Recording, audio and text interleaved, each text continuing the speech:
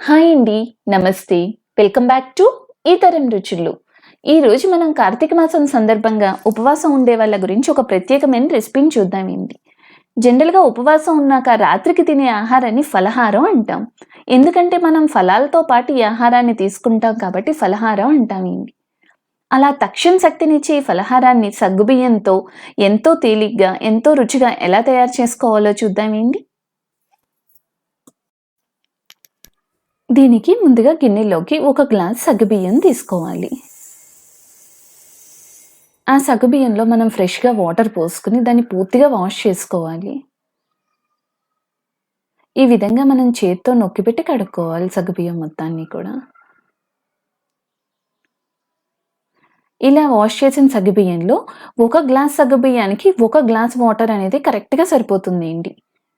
అలా వాటర్ పోసుకొని ఆ సగ్గుబియ్యాన్ని మూత పెట్టి ఒక 5-6 గంటల సేపు నానబెట్టాలి. చూసారా? మనకి 5 అవర్స్ తర్వాత సగ్గుబియ్యం అనేది పూర్తిగా నానిపోయినాయండి. మనకి వాటర్ కూడా ఎక్కడా ఉండవు. ఇలా పొడి పొడిలాడుతూ సగ్గుబియ్యం అనేది వస్తుందండి. మనకిక్కడ ఒక గ్లాస్ వాటర్ అనేది కరెక్ట్‌గా సరిపోతుందండి.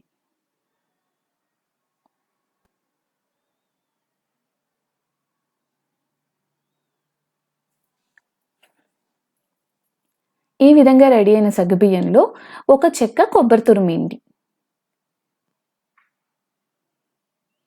అలాగే తగినంత పంచదార.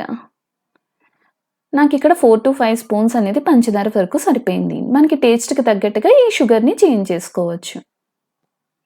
ఈ విధంగా వేసి మొత్తం ఆ కొబ్బరి, సగ్గుబియ్యం, పంచదార అన్నీ కలిసేలా కలుపుకోవాలి. ఈ సగ్గుబియ్యానికి కొబ్బరి ఫ్లేవరు, పంచదార అన్నీ కలిసేసరికి ఇది నోటికి ఎంతో హితవుగా బావుంటుందండి. మనం ఒక చిన్న కప్పు ఈ ఫలహారాన్ని తీసుకున్నా కూడా మనకు ఉపవాసం చేసే నీరసం అనేది అస్సలు ఉండదండి. ఈ విధంగా మనకి మొత్తం అన్నీ కలిసేలా కలుపుకోవాలి. మనం ఇందులో ఉప్పు, కారాలు ఏమీ వేసుకోవట్లేదండి. అలాగే స్టవ్ మీద కూడా పెట్టి చేసుకోవట్లా. ఇలా ఎంతో తేలిగ్గా ఈ ఫలహారాన్ని మనం రెడీ చేసుకోవచ్చండి. దీంతో పాటు మనం ఒక కప్పు ఫ్రూట్స్ కనుక తీసుకుంటే మనకి మర్నాడికి ఉపవాసం చేసే నీరసం అనేది ఉండకుండా ఉంటుందండి. అంతే అండి. ఎంతో తేలిగ్గా సగ్గుబియ్యంతో ఈ ఫలహారం అనేది రెడీ అయ్యిందండి. మీరు కూడా ఒక్కసారి ట్రై చేసి ఎలా వచ్చిందో మా కామెంట్ సెక్షన్‌లో చెప్పండి. ఈ వీడియో గనుక మీకు నచ్చితే please like, share and subscribe ఈతరం రుచులు. Thank you for watching.